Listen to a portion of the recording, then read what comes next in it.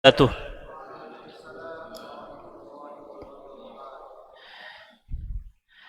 الحمد لله الذي نحمده ونستعينه ونستغفره ونعوذ بالله من شرور أنفسنا ومن سيئات أعمالنا من يهده الله فلا مضل له ومن يضلل فلا هادي له أشهد أن لا إله إلا الله وحده لا شريك له له الملك وله الحمد يحيي ويميت وهو على كل شيء قدير وأشهد أن محمدا عبده ورسوله وصفيه من خلقه وخليله اللهم صل وسلم وبارك على نبينا محمد صلى الله عليه وعلى آله وأصحابه ومن تبعهم بإحسان إلى يوم الدين أما بعد أيها الحاضرون اتقوا الله حق تقاته ولا تموتن إلا وأنتم مسلمون. Segala puji bagi Allah. Dialah Allah yang maha pengasih lagi maha penyayang. Kasih sayang Allah bisa kita rasakan pada saat kita dimudahkan oleh Allah Tabaraka wa Ta'ala untuk bisa taat kepadanya. Sebagaimana di subuh hari ini Allah permudah segala urusan kita. Allah permudah kita untuk membuka kelopak mata kita. Allah mudahkan langkah kaki kita, ayunan tangan kita, hadir di rumahnya, menyahut panggilan darinya. Dan semua ini adalah bukti nyata bahwa Allah Tabaraka wa Ta'ala memberikan karunia-Nya kepada kita. Dan bahkan kita berusaha untuk berbaik sangka kepada Allah Tabaraka wa Ta'ala bahwa Allah menghendaki kita untuk menjadi orang-orang yang baik. Karena dalam sebuah hadis Rasulullah sallallahu alaihi wasallam bersabda, "Man yuridillahu bihi khairan yufaqihu fid din."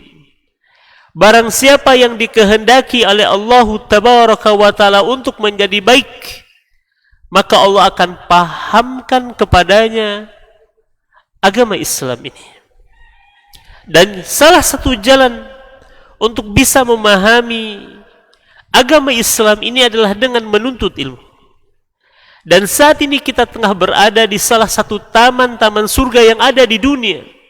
Tatkala kita duduk bersama di dalam majlis di mana Rasul alaihi salatu wasallam menyebutkan tentang keutamaannya di dalam banyak hadisnya, dan salah satunya dalam hadis riwayat Imam Muslim, Rasul alaihi salatu wasallam bersabda, "Wa majtama'a qaumun fi baitin min buyutillah yatluna kitaballah wa yatadarasunahu bainahum illa nazalat alaihimus sakinah wa ghasyiyatuhumur rahmah wa hafathumul malaikah wa dzakarahumullahu fi man indah."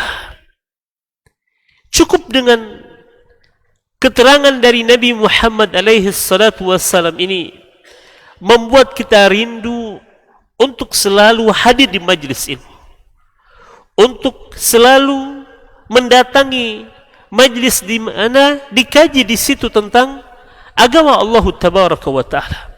Karena keutamaannya, karena fadilahnya yang begitu sangat besar, bahkan ia menjadi salah satu jalan yang akan memudahkan kita untuk bisa kemudian mendapatkan rahmat Allah, itu surganya. Dalam salah satu hadisnya juga Rasul bersabda, "Man salaka tariqan yaltamisu fihi ilman sahhalallahu lahu bihi tariqan ilal jannah." Barang siapa yang menempuh jalan dalam rangka yaltamisu fihi ilman, yatlubu fihi ilman, menuntut ilmu, maka Allah mudahkan baginya dengan jalan tersebut jalan menuju surga Allah Tabaraka wa Ta'ala. Karena itulah kita berusaha untuk berazam untuk hadir di majelis ilmu. Dan yang membuat kita berhenti menuntut ilmu hanya satu, yaitu kematian. Bukan usia yang membuat kita berhenti untuk menuntut ilmu. Karena kalau kita lihat bagaimana salaful ummah menuntut ilmu, bahkan di usia mereka sudah sampai 80 tahun. Sebagaimana yang ungkapkan Al-Khatib Al-Baghdadi dalam sebuah ungkapannya, tidaklah aku merasakan gairah menuntut ilmu di saat usiaku 80 tahun melebihi daripada usiaku 20 tahun, kata beliau. Jadi semakin tua semakin bergairah menuntut ilmu. Begitulah dulu generasi salaf dalam yang menuntut ilmu, bahkan mereka melakukan perjalanan yang sangat jauh, berbulan-bulan mendatangi ribuan para ulama karena keutamaan-keutamaan yang mereka yakini dan ketahui dari proses menuntut ilmu ini. Mudah-mudahan keutamaan itu juga Allah Subhanahu wa Ta'ala berikan kepada kita di subuh hari ini. Amin ya rabbal alamin. Salat dan salam bersama kita senandungkan untuk Rasulullah sallallahu alaihi wasallam, menjadi contoh, panutan, rujukan dalam kehidupan kita, dalam semua persoalan, dalam semua sisi kehidupan, dalam semua aspek kehidupan kita sebagai seorang manusia. Jadikanlah Rasul alaihi salatu wasallam sebagai satu-satunya contoh teladan dalam kehidupan kita. Dan kita juga berusaha untuk mengikuti orang-orang yang mengikuti Rasul alaihi salatu wasallam, dari para sahabat, tabi'in, tabi'ut tabi'in, para a'immah, para imam, para ulama-ulama yang istiqamah menjalankan sunnah Nabi Muhammad alaihi salatu wasallam, mendakwahkan sunnah Rasul alaihi salatu wasallam. Karena sunnah Nabi Muhammad ini adalah sesuatu yang dicintai oleh Allah Tabaraka wa Ta'ala. Sunnah ini menjadi sesuatu yang akan mendatangkan ampunan Allah bagi orang-orang yang berusaha untuk mengihya'nya, menghidupkannya, mengamalkannya, menegakkannya dengan penuh keistiqamahan. Ya, dan Allah memuliakan siapapun di antara hamba-hambanya yang istiqamah dalam menegakkan sunnah Rasul alaihi salatu wassalam. Jalan keberuntungan, jalan kebahagiaan hanya ada pada ihya'us sunnah, menghidupkan sunnah Rasul. Bahkan dalam sebuah hadis Rasul alaihi salatu wasallam menyebutkan, man ahya sunnati faqad ahabbani wa man ahabbani kana ma'i fil jannah. Hadis yang kala itu Rasul sampaikan kepada Anas bin Malik radhiyallahu anhu, khadim, pelayan Rasul alaihi salatu wasallam. Pada saat Rasul berwasiat kepada Anas bin Malik radhiyallahu anhu, dan Rasul kemudian menutup wasiatnya dengan perkataan ini, man ahya sunnati faqad ahabbani wa man ahabbani kana ma'i fil jannah. Barang siapa yang menghidupkan sunnahku maka sungguh ia telah mencintaiku, dan barang siapa yang mencintaiku kana ma'i fil jannah, maka ia akan bersamaku di mana? Di surga Allah Tabaraka wa Ta'ala. Artinya jalan bagi kita untuk bisa membersamai Rasul alaihi salatu wassalam, hadir di majlis Nabi Muhammad alaihi salatu wasallam, di mana? Di surga Allah Tabaraka wa Ta'ala, adalah ihya'us sunnah, menghidupkan sunnah Nabi Muhammad, sekecil apapun itu, sesederhana apapun itu. Tapi jangan pernah remehkan sunnah Rasul alaihi salatu wasallam. Kalaupun kita belum bisa mengamalkannya, kalaupun kita belum bisa menghidupkannya, kalaupun kita belum bisa menegakkan sunnah Rasul tersebut, setidaknya jangan pernah remehkan sunnah Nabi Muhammad alaihi salatu wassalam. Karena itulah Rasul berwasiat dalam sebuah hadis riwayat Imam Muslim, la tahkiranna minal ma'rufi syai'a, jangan kau remehkan, kata Nabi, jangan kau sepelekan dari kebaikan-kebaikan yang telah dicontohkan oleh Nabi Muhammad alaihi salatu wassalam, syai'a, sekalipun dalam pandangan kalian itu kecil, sederhana, sepele. Karena kita tidak tahu kelak dari amalan mana, dari kebaikan mana Allah Azza wa Jalla menurunkan rahmatnya kepada kita. Bisa jadi dari amal-amalan yang dianggap sepele, dianggap sederhana, tapi kalau kita lakukan karena mahabbah, cinta kita kepada Rasul alaihi salatu wasallam, ternyata itu yang kelak akan menghadirkan cinta Allah Azza wa Jalla kepada kita. Sebagaimana Imam Abu Daud rahimahullah, seorang ulama hadis yang mu'tamad, bahkan kitab hadisnya termasuk di antara Al-Kutub As-Sittah, Al-Kutub As-Sittah adalah istilah untuk 6 kitab hadis yang mu'tamad selain daripada Sahih Al-Bukhari, Sahih Muslim. Di dalam juga ada Sunan Abi Daud, At-Tirmidzi, An-Nasa'i, Ibnu Majah, dan salah satunya tadi Sunan Abi Daud. Beliau adalah orang yang sangat banyak menghafal hadis Rasul alaihi salatu wasallam. Selain beliau juga adalah orang yang berusaha untuk menegakkan sunnah Rasul alaihi salatu wasallam. Dikisahkan tentang Abu Daud tatkala ia yarkab as-safinah, ya, menaiki sebuah kapal, menumpangi sebuah kapal. Lalu kapal ini berlabuh di salah satu pelabuhan. Ya, tatkala kemudian kapal ini berlabuh di sebuah pelabuhan, Imam Abu Daud pada saat itu masih berada di atas kapal tersebut. Lalu ia mendengar ada seorang yang bersin di daratan, dan orang yang bersin ini mengucapkan hamdalah. Dan Rasul alaihi salatu wasallam dalam sebuah hadis yang juga diriwayatkan oleh Imam Muslim bersabda, haqqul muslimi 'alal muslimi sittun. Hak seorang muslim atas muslim yang lainnya ada 6, dan salah satunya adalah wa idza atasa fahamidallaha fashammithu. Jika saudaramu itu bersin lalu dia memuji Allah, mentahmid, ya, mengucapkan hamdalah, maka tashmidlah dia, doakan dia, iringi bersin dan hamdalahnya tadi dengan doa yarhamukallah. Lalu apa yang dilakukan oleh Imam Abu Daud ini? Beliau turun dari kapalnya, menghampiri orang yang bersin tadi, hanya sekedar untuk mengucapkan yarhamukallah. Lalu dia naik lagi ke atas kapal tersebut. Ketika kapal ini berlayar, lalu orang-orang mendengar di dalam kapal tersebut, di telinga mereka terdengar suara menggema mengatakan, inna Aba Daud ishtaral jannata minallahi badrahum. Sesungguhnya Abu Daud telah membeli surga dari Allah Azza wa Jalla. Kira-kira dari amalan mana? Yang jelas beliau baru saja mengamalkan sunnah Rasul alaihi salatu wasalam, mentashmid orang bersin. Allahu Akbar. Karenanya kaum muslimin dan muslimat, kita berusaha dalam kehidupan kita, dalam keseharian kita, bangun tidur kita, sampai tidur kita, bahkan tidur kita, semuanya adalah menghidupkan sunnah Rasul alaihi salatu wassalam. Karenanya terhadap sunnah Nabi Muhammad, amalkan semampu kita, bukan semau kita. Tegakkan semampu kita, bukan semau kita. Karena kalau semau kita, kita hanya mengamalkan sunnah-sunnah yang menurut kita menguntungkan, yang menurut kita ringan, lalu kita mengabaikan yang lainnya. Namun kalau kita berusaha untuk mengamalkan sunnah Nabi Muhammad semampu kita terhadap yang tidak kita mampu, beristighfarlah kepada Allah Azza wa Jalla atas taksir diri kita, atas kealpaan kita, atas kekurangan kita dalam menegakkan sunnah Rasul alaihi salatu wassalam. Karena Nabi Muhammad alaihi salatu wassalam diutus dari kalangan manusia, kama arsalna fikum rasulan minkum, sebagaimana kami telah mengutus kepada kalian seorang rasul dari kalangan kalian, maksudnya dari kalangan manusia. Untuk apa? Agar kita bisa mencontohnya, meneladaninya. Dan itu pun masih banyak kita beralasan tatkala kemudian diajak menghidupkan sunnah Nabi Muhammad dengan segala kesempurnaan yang ada pada dirinya, kebaikan akhlaknya. Sering dengan mudah kita beralasan, kan beliau seorang nabi, kan beliau seorang rasul. Benar, beliau adalah seorang nabi dan rasul Allah. Namun di sebalik kemuliaannya sebagai seorang nabi dan rasul Allah, Nabi Muhammad tetap manusia biasa sebagaimana kita manusia biasa.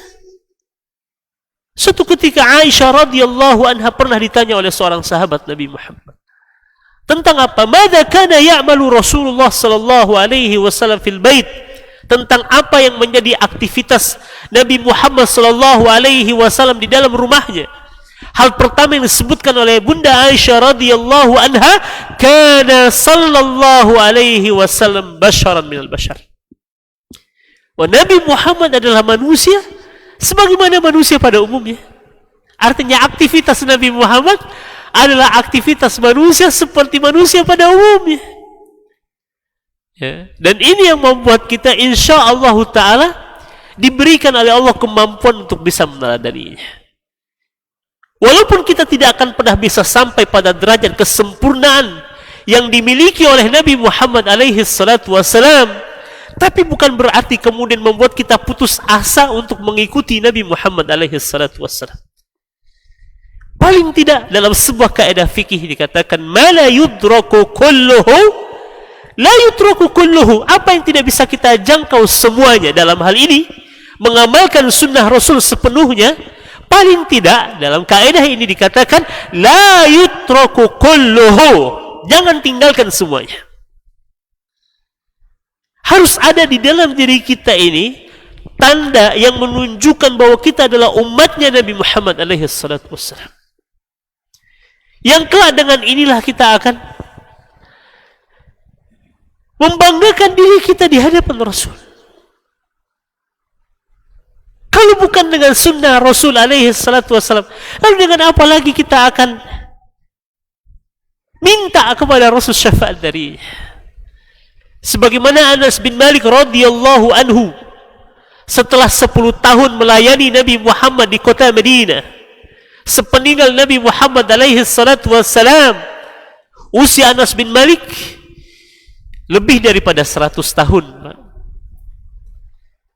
Dan dia melayani Nabi Muhammad di saat usianya kala itu 10 tahun. Berarti ketika Rasul wafat usia Anas bin Malik 20 tahun. Dan Allah masih memberikan kesempatan kepada Anas bin Malik hidup sampai usia 100 tahun. Arti sepeninggal Nabi Muhammad ada sekitar 80 tahun yang menjalani kehidupannya. Dan Anas bin Malik termasuk di antara sahabat yang terakhir meninggal dunia. Sehingga dia banyak mewariskan hadis-hadis baik kepada para sahabat maupun kepada para tabi'in. Dia termasuk orang yang banyak meriwayatkan hadis, bahkan dalam beberapa keterangan Anas bin Malik ini berada pada urutan ketiga setelah Abu Hurairah dan Abdullah bin Amr bin As. Abdullah bin Amr, yang ketiga kemudian adalah Anas bin Malik. Salah satu ungkapan yang sangat masyhur yang selalu diulang-ulang oleh Anas bin Malik di hadapan para sahabat, di hadapan para tabi'in, apa kata Anas bin Malik?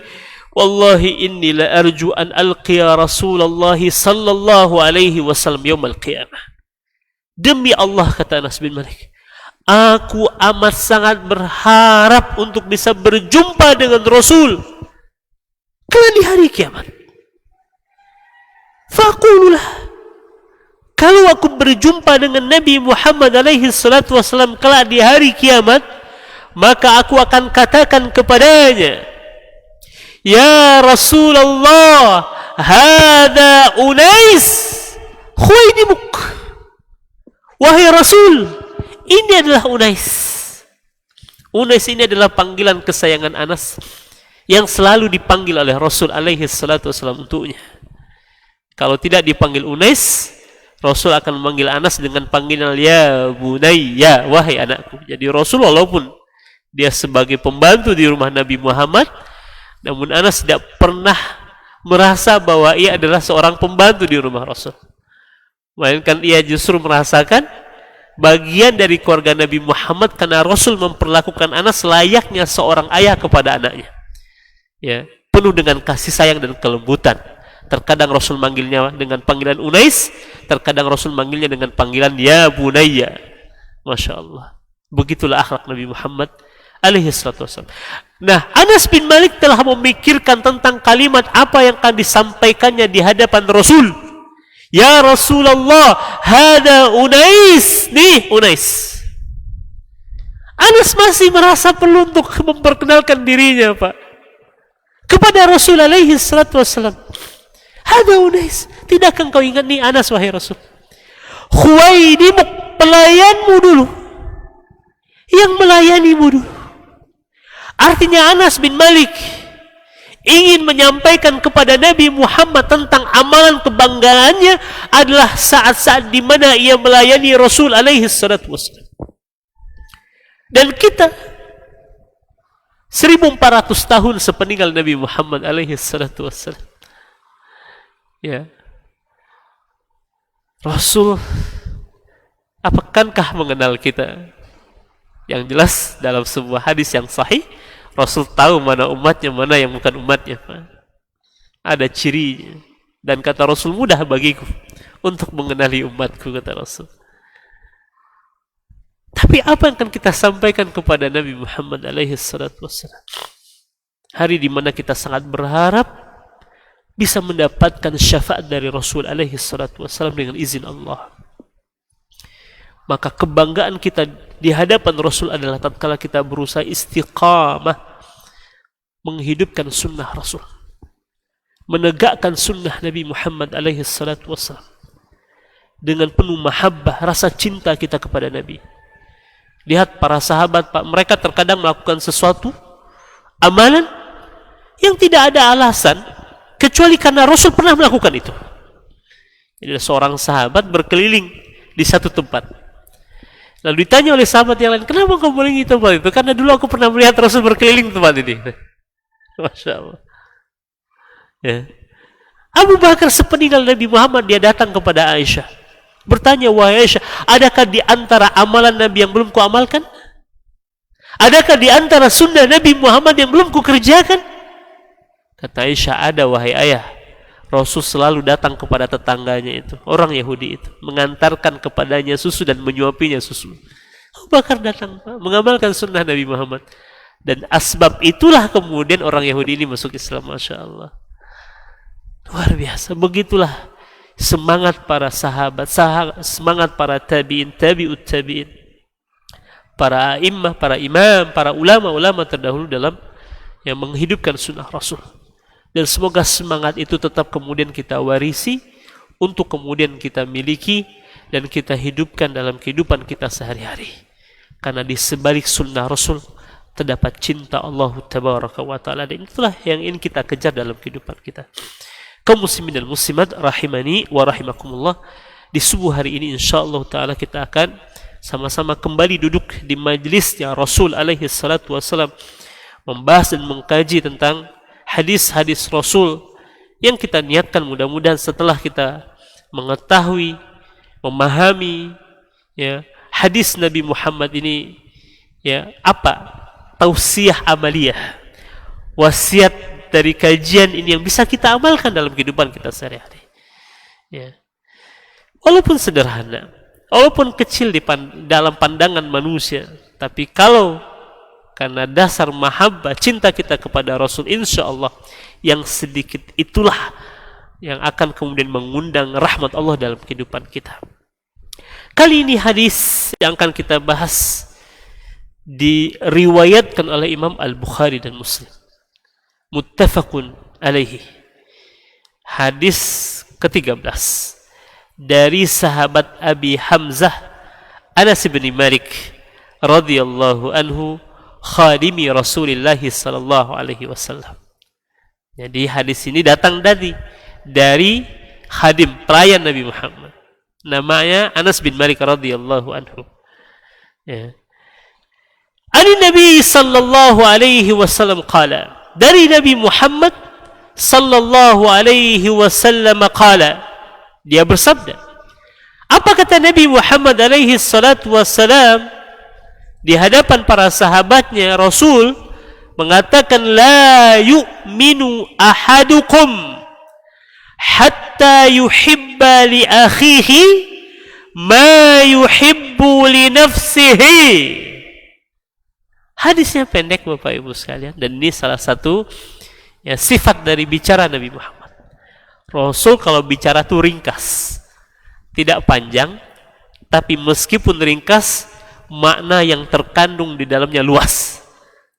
Itu salah satu sifat bicaranya Rasul alaihi salatu wassalam. Jadi Rasul tidak banyak bicara, Pak. Rasul itu tidak banyak bicara, tapi sekali dia berbicara singkat, ringkas, tapi menghimpun makna yang sangat luas. Dan para sahabat mudah untuk menghafalnya. Para sahabat mudah untuk memahaminya. Jadi Rasul dalam berbicara tidak ya dengan bahasa tingkat tinggi, ya. Terkadang Rasul menggunakan bahasa-bahasa yang memang memiliki nilai sastra, tapi Rasul selalu kemudian memperhatikan dengan siapa dia berbicara. Itu kecerdasan Nabi Muhammad. Rasul tahu ya, fulan ini tingkat intelektualnya seperti apa, kecerdasannya bagaimana. Rasul akan menyederhanakan ya bahasanya Salah satunya di dalam hadis ini adalah sebuah hadis dengan bahasa yang sederhana, ringkas, tapi memiliki makna yang sangat luas. Dan bahkan yang menjadi salah satu keutamaan yang jika ada pada diri kita akan semakin menyempurnakan iman kita. Karena Rasul memulai hadisnya dengan mengatakan, la yu'minu ahadukum. Kalau berdasarkan makna teks daripada hadis ini, kita akan mendapati hadis ini maknanya tidak beriman salah seorang di antara kalian.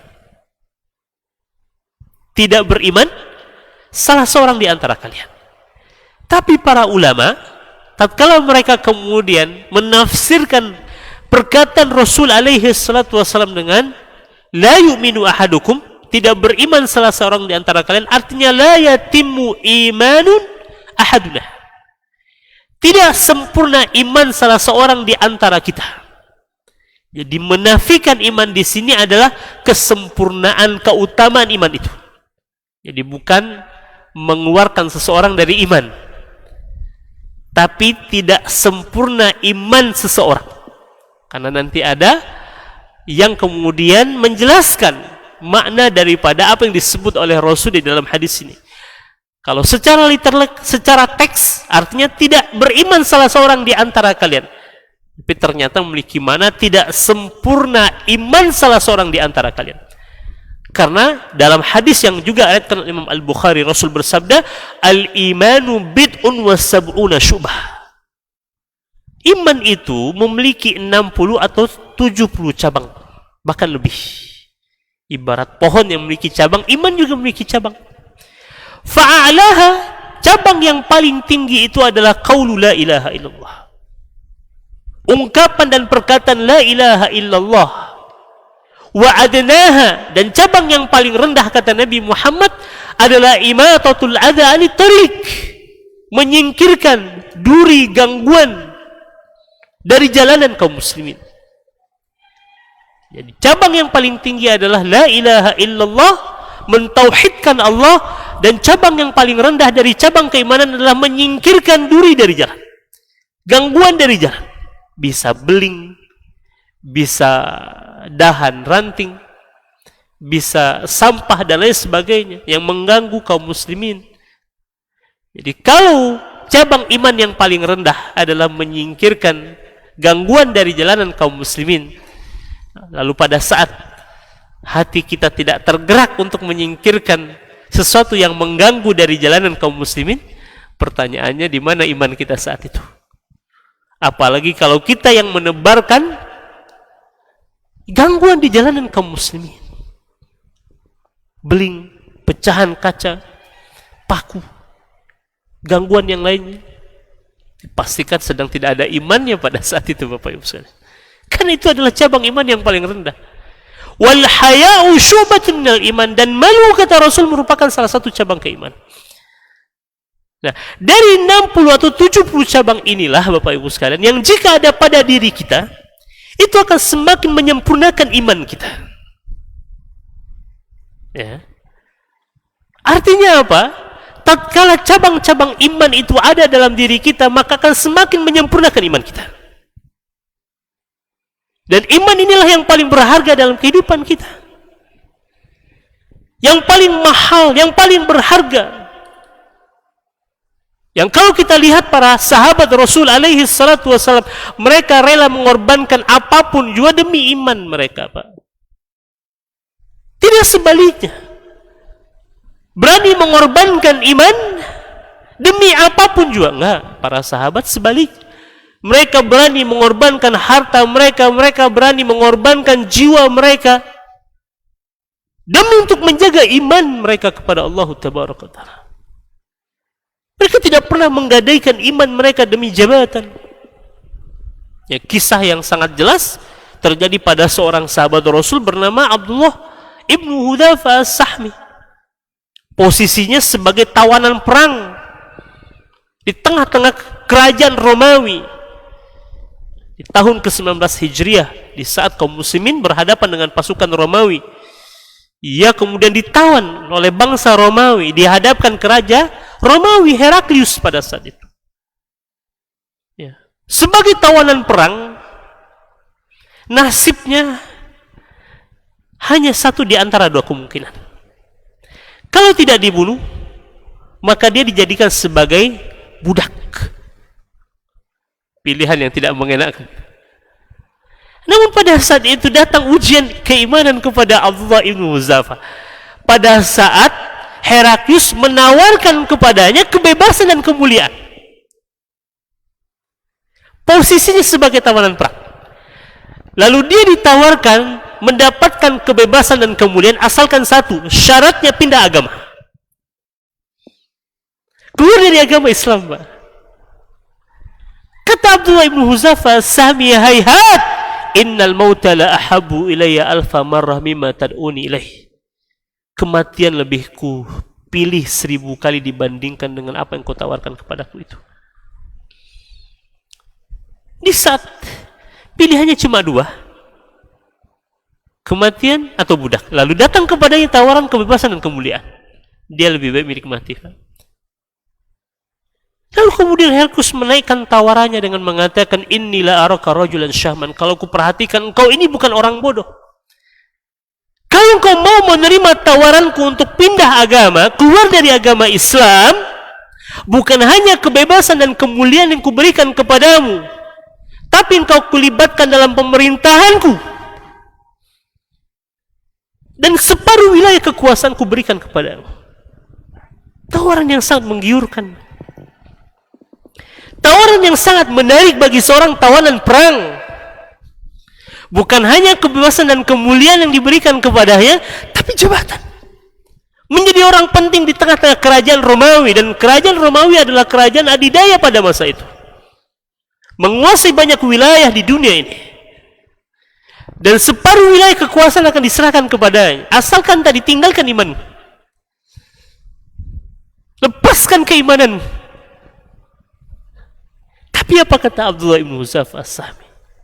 Di saat tangan dan kakinya dirantai dengan rantai yang sangat besar dan berat, dia katakan, "Wallahi law a'taitani jami'a ma tamlik wa malakathu al-arabu ala an arji'a an dini Muhammad tarfata 'ain ma fa'altu." Sekalipun kau berikan seluruh wilayah kekuasaanmu kepadaku, bahkan jazirah Arab sekalipun, kata Abdullah, agar aku meninggalkan agama Muhammad walaupun hanya sekedip, sekejap mata, maka saya tidak akan pernah melakukan itu.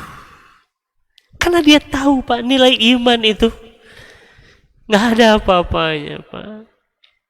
Dibandingkan dengan dunia ini, iman itu adalah sesuatu yang paling berharga dalam kehidupan kita. Mahal harganya. Sebesar zarrah iman di dalam hati seorang hamba itu lebih baik dibandingkan dunia beserta isinya. Dan dalam sebuah hadis kita mendapati kelak di hari kiamat, tatkala kemudian semua orang telah masuk ke dalam surga, orang yang beriman, Bapak Ibu sekalian, Allah masih mencari-cari ya, lewat kepada Rasulnya, coba cari, adakah di antara penghuni neraka, di antara umatmu ini yang di dalam hati mereka ada iman walaupun hanya sebesar biji zarah. Kalau ada, bawa angkut ke dalam surga Allah Tabaraka wa Ta'ala. Iman sebesar zarah menyelamatkan seorang hamba dari siksa api neraka. Karena yang kita harus tahu, yang paling berharga dalam hidup kita iman inilah. Perkara yang paling penting untuk selalu kita bincangkan, perkara penting untuk selalu kita hidupkan, perkara penting yang selalu kita berusaha untuk menjaga dan merawatnya, bahkan mengembangkannya adalah perkara iman. Inilah yang kita wariskan kepada anak keturunan kita. Bukan tentang harta, bukan tentang warisan, tapi iman. Itulah yang seharusnya menjadi pikiran seorang ayah tatkala dia meninggal dunia, bagaimana kondisi iman anak-anaknya. Bukan tentang harta. Hari ini kita sibuk mengumpulkan harta, memikirkan bagaimana anak keturunan saya setelah saya meninggal dunia. Boleh kita memikirkan hal itu, tapi jangan lupa hal penting Bahkan dia menjadi sesuatu yang sangat asasi untuk kita pastikan dari anak keturunan kita setelah kita meninggal dunia, ma ta'buduna min ba'di, apa yang akan kalian sembah setelah ayah meninggal dunia.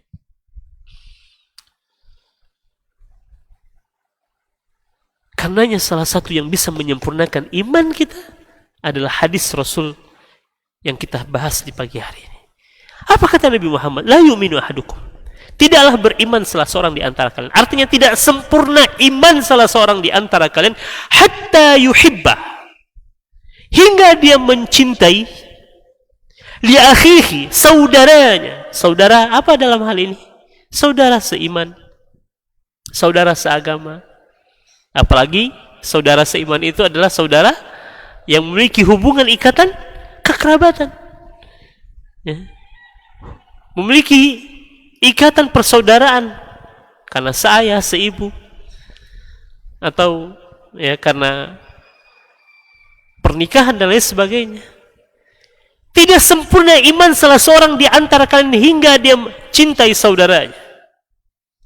Karenanya di dalam agama Islam, mahabbah ini, cinta ini memiliki derajat yang sangat tinggi di sisi Allah. Al-mahabbah fillah, mencintai karena Allah. Sering kita mendengar istilah mencintai karena Allah. Apa maksudnya mencintai karena Allah, Pak? Mencintai seseorang karena di dalam diri seseorang itu terdapat sifat-sifat di mana Allah cinta kepadanya. Jadi landasan kita bersaudara itu bukan karena harta, bukan karena jabatan, bukan karena pangkat, bukan karena ketampanan, bukan karena kecantikan. Tapi karena di dalam dirinya terdapat sifat di mana Allah mencintai sifat tersebut. Dasar kita berkeluarga, dasar kita bersaudara bukan karena kebutuhan dunia. Karena hari ini terkadang nilai persaudaraan itu terkikis, Pak. Kita baru ingat saudara kita kalau kita sedang ada masalah. Kita merasa punya saudara ketika kita sedang butuh. Kita baru ingat saudara kita kalau kita sedang membutuhkan pertolongan. Ya kan? Ketika kita butuh sesuatu baru ingat, dia saudara saya nih. Padahal yang membuat kita bersaudara adalah iman. Dan kalau kita bersaudara, tunaikan hak-hak persaudaraan kita. Dalam sebuah hadis Rasul mengatakan, al-muslimu akhul muslim, seorang muslim saudara bagi muslim yang lainnya. Maka jangan zalimi dia, jangan bohongi dia, jangan hianati dia. Boleh. Tunaikan hak persaudaraan. Baik hak persaudaraan secara umum ataupun hak persaudaraan secara khusus. Dan salah satu hak persaudaraan itu adalah menumbuhkan rasa cinta di dalam hati kita kepada saudara kita. Dan itu akan menyempurnakan iman kita, Pak.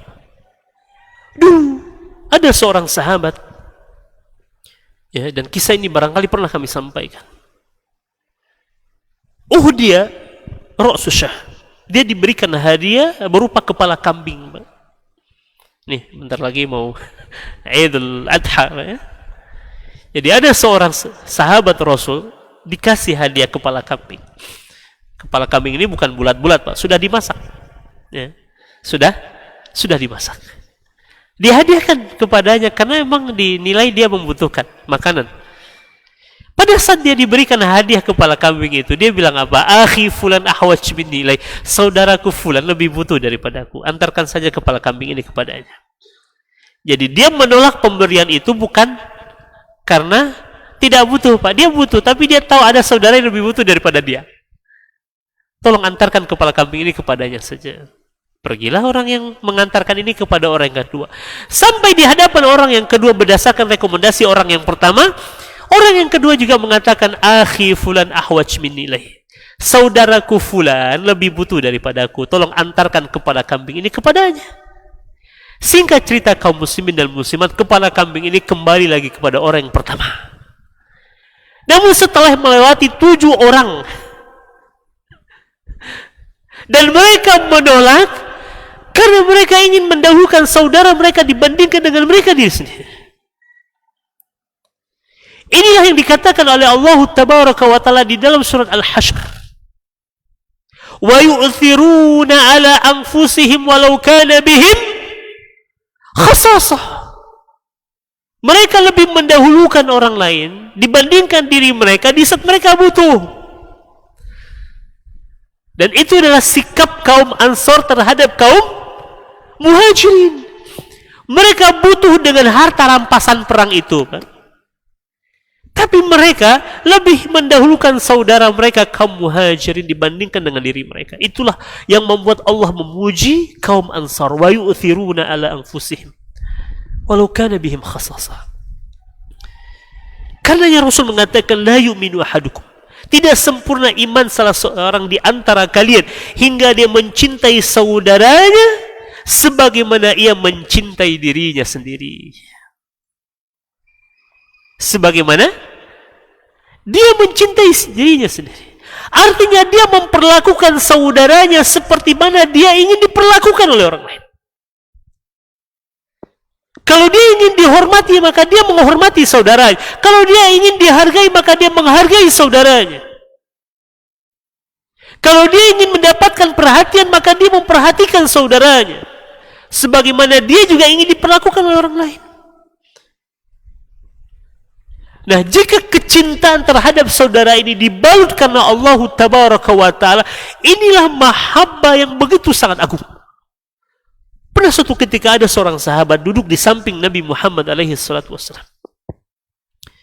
Lalu lewat seorang sahabat di hadapan Rasul dan sahabat ini. Lalu orang yang di samping Nabi Muhammad ini mengatakan, "Ya Rasulullah, ana uhibbuhu fillah." Aku mencintai saudaraku yang tadi karena Allah Subhanahu wa Ta'ala. Lalu Rasul katakan kepadanya, "Hal a'lamtah? Apakah engkau telah memberitahunya kalau engkau mencintainya karena Allah?"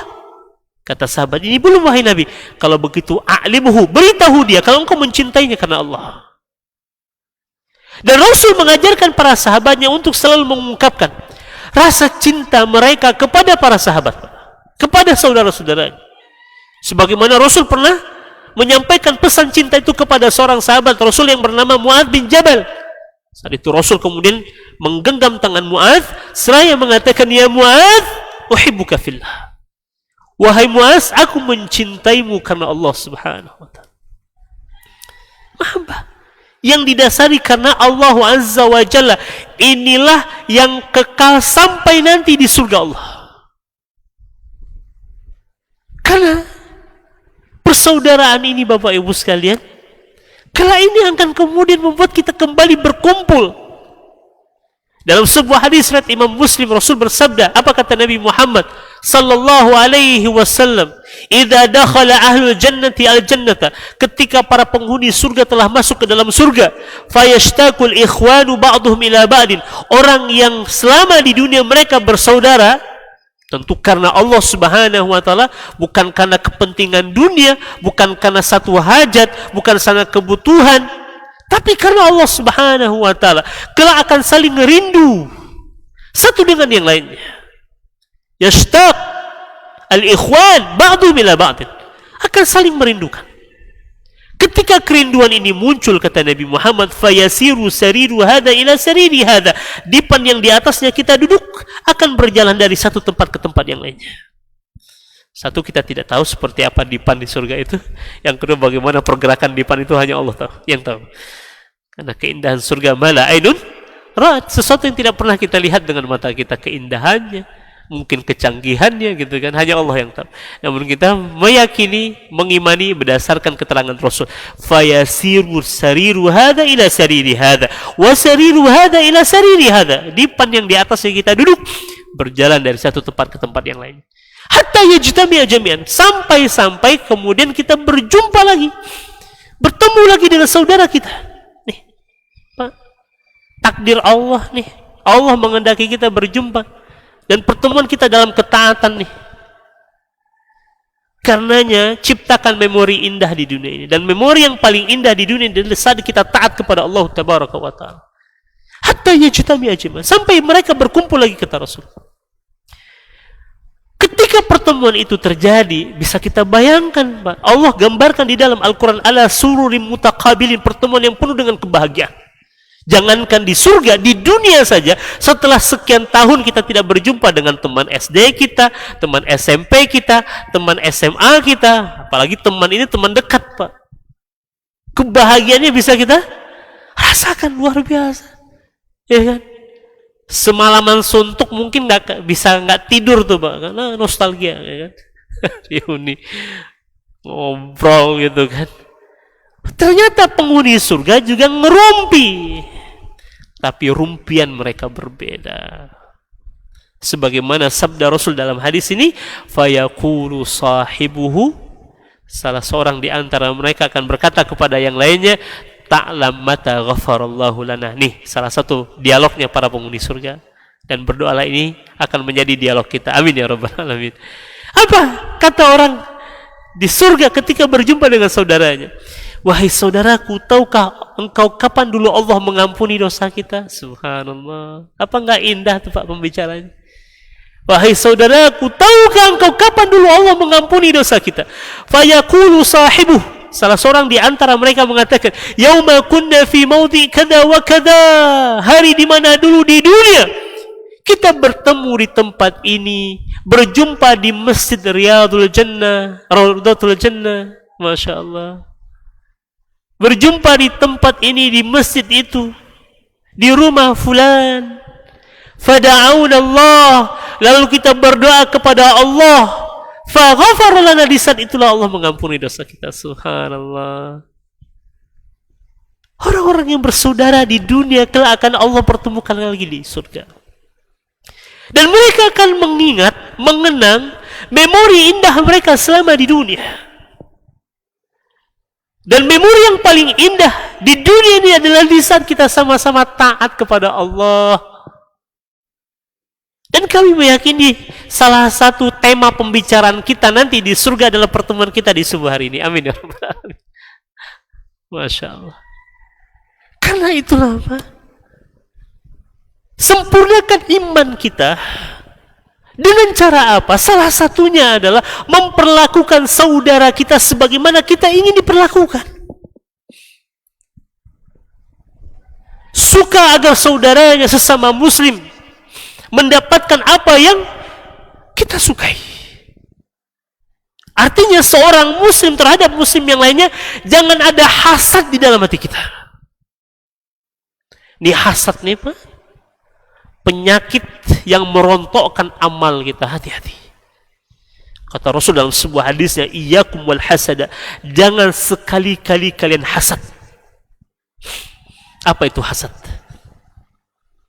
Ada dua makna hasad. Yang pertama, bisa jadi dia tidak suka melihat kenikmatan yang ada pada saudaranya. Itu tingkat hasad, itu sudah merontokkan amal Pak. Ada lagi tingkatan hasad yang lebih tinggi. Sebagian ulama menyebutnya dengan istilah haqad. Kalau hasad hanya sekedar tidak suka saja Pak. Jadi ada saudaranya dapat nikmat, dia nggak suka. Nikmat itu ada pada saudara tersebut. Ada derajat yang lebih tinggi lagi, namanya haqad. Haqad ini bukan hanya tidak suka, tapi dia berharap nikmat itu hilang dari saudaranya. Nah, itu haqad. Hasad saja kata Rasul, iyyakum wal hasada fa innal hasada ya'kulul hasanat kama ta'kulun narul hataba. Jangan sekali-kali kalian berbuat hasad kata Rasul. Karena sesungguhnya hasad itu bisa merontokkan kebaikan-kebaikan sebagaimana api bisa memakan kayu bakar. Tuh. Karena dalam persaudaraan ini banyak juga ujiannya Pak. Salah satu ujian persaudaraan ini ketika saudara kita mendapatkan nikmat. Kalau kita bahagia di atas nikmat yang Allah berikan kepada saudara kita, nih, ini hadis ini maksudnya.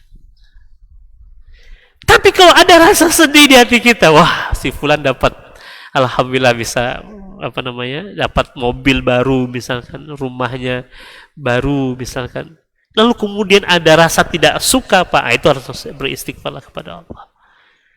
Tapi tatkala kita bahagia melihat saudara kita mendapatkan nikmat, disinilah hakikat persaudaraan itu. Dan hari ini betapa banyak Pak Orang hasad dengan saudaranya. Ya, orang dapat nikmat yang sengsara gitu kan. Ketika saudaranya mendapatkan musibah yang bahagia. Hati-hati. Hati-hati Pak. Amal sebesar apapun menjadi rontok disebabkan sifat hasad ini.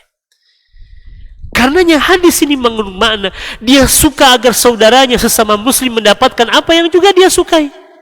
Dan dia benci kalau saudaranya sesama muslim tertimpa apa yang juga dia benci. Ini makna dari hadis ini.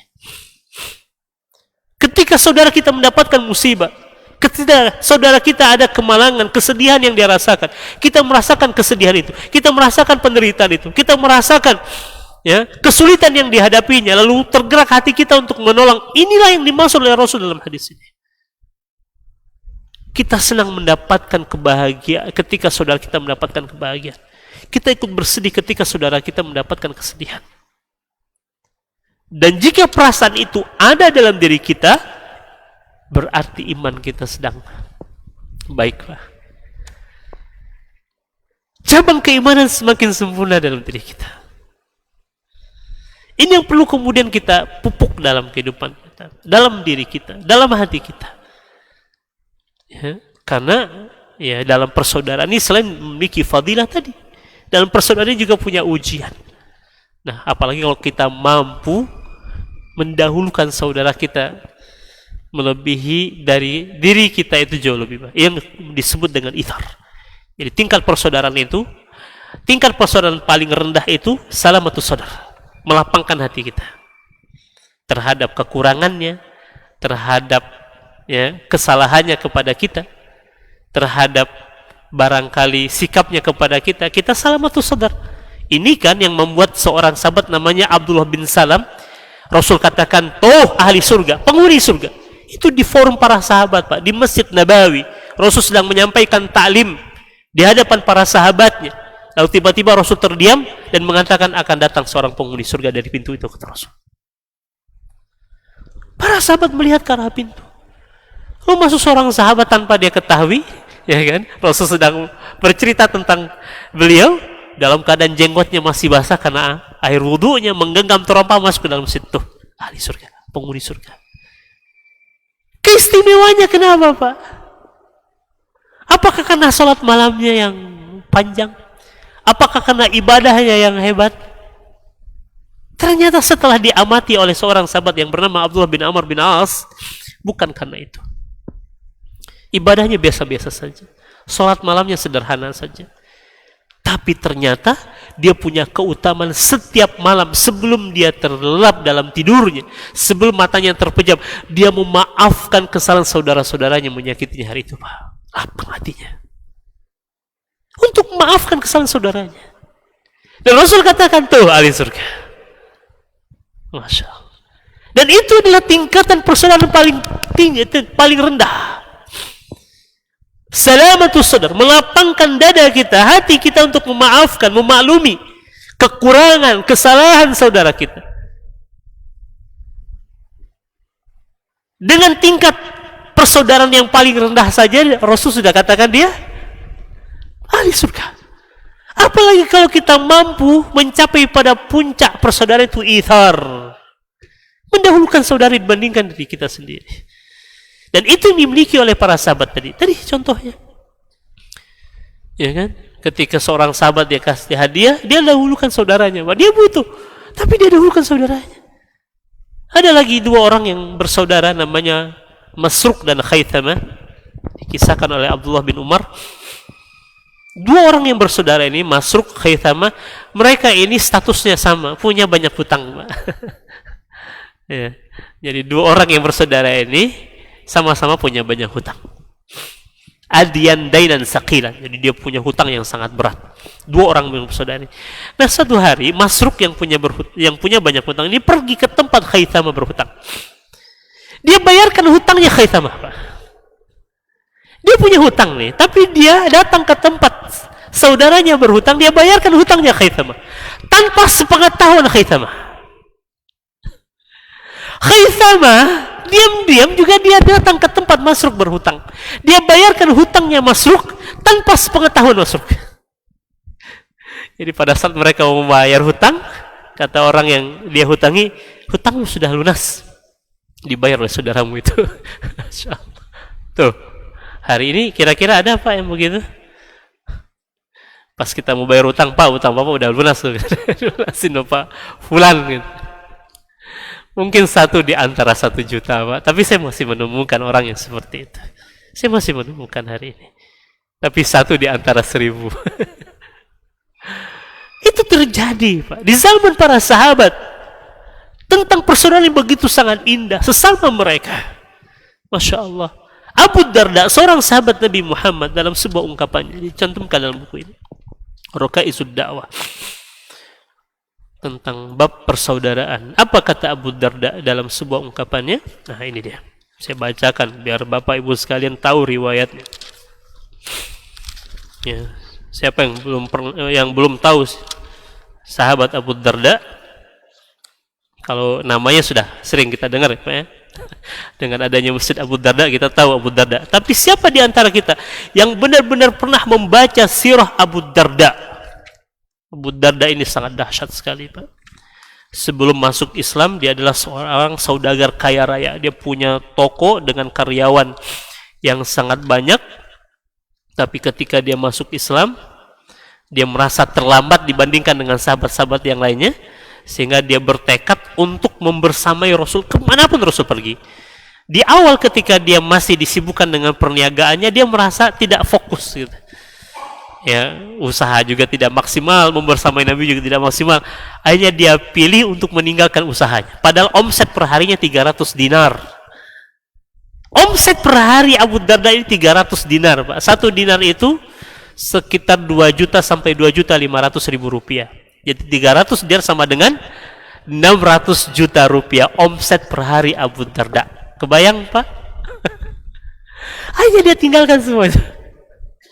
Dia infakkan di jalan Allah. Dia hidup dengan kebersamaan dan kesederhanaan. Setelah itu orang-orang datang kepadanya, kenapa engkau haramkan apa yang telah dihalalkan oleh Allah? Allah halalkan jual beli, Allah haramkan riba, dan kau tinggalkan jual beli itu. Kata Abu Darda, saya tidak mengharamkan apa yang dihalalkan oleh Allah, hanya saja saya tidak ingin gara-gara perniagaanku tadi saya melalaikan ya kewajiban saya untuk mengingat Allah, untuk kemudian membersamai Rasul, dan saya cukup dengan kehidupan saya saat ini, kata Abu Darda. Masya Allah. Nah, dalam sebuah ungkapannya Abu Darda menyebutkan, Bapak Ibu sekalian, ini luar biasa sekali ungkapan beliau. Nah, ini hak persaudaraan juga yang mesti kita tunaikan, Bapak Ibu sekalian. Dalam sebuah ungkapannya Abu Darda mengatakan, inni la ad'u fi sujudi min ikhwani, inni la ad'u li 70 min ikhwani fi sujudi asmihim bi asma'ihim, kata beliau. Tidaklah aku berdoa untuk 70 orang saudaraku. Lihat. Adakah di antara kita berdoa untuk saudara kita? Atau kita lebih sibuk berdoa untuk diri kita saja? Mana yang lebih banyak dalam doa kita, Pak? Doa untuk diri kita atau untuk orang lain? Jujur, kita lebih banyak untuk diri kita. Ya Allah, berikan hamba ini, karuniakan hamba ini, berikan hamba ini. Iya kan? Mana nama saudara kita dalam doa kita? Padahal dalam sebuah hadis Rasul bersabda, apa kata Nabi Muhammad sallallahu alaihi wasallam, "Idza da'a rajul li akhihi bi zahril ghaibi," ketika seorang berdoa untuk saudaranya, di saat saudaranya tidak tahu kalau dia sedang didoakan, malaikat akan mengatakan amin, dan semoga engkau mendapatkan hal yang sama. Jadi salah satu sebab diijabahnya doa kita, doakan orang lain, Pak. Di saat dia tidak tahu kalau kita sedang mendoakan, malaikat akan ikut campur dalam doa kita, mengaminkan doa kita, mendoakan yang sama untuk kita. Dan Abu Darda dia mengatakan, inni la ad'u li 70 ikhwani, sesungguhnya aku mendoakan untuk 70 orang saudaraku, fi sujudi, dalam 1 kali sujudku, kata dia. Dan ini dia lakukan di luar salat fardu. Dalam sujudnya dia berdoa untuk 70 orang saudaranya.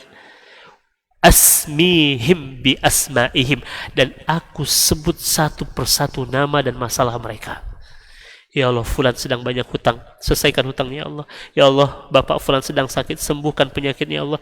Ya Allah, bapak fulan sedang ini, ibu fulan sedang itu, permudah persoalannya ya Allah.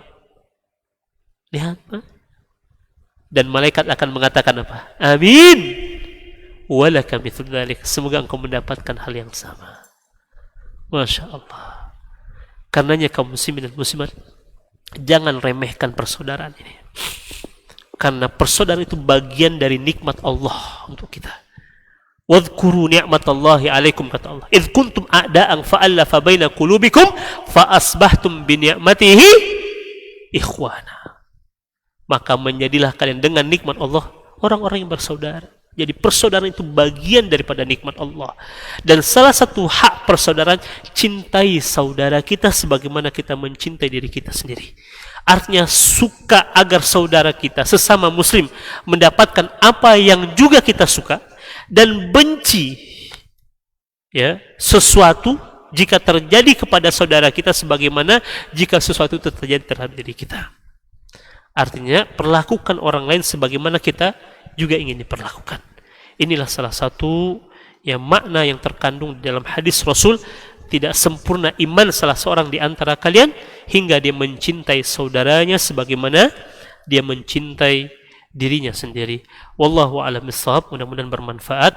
Aqulu qouli hadza wa astaghfirullah li wa lakum. Subhanakallahumma bihamdika asyhadu an la ilaha illa anta astaghfiruka wa atubu ilaik. Assalamualaikum warahmatullahi wabarakatuh.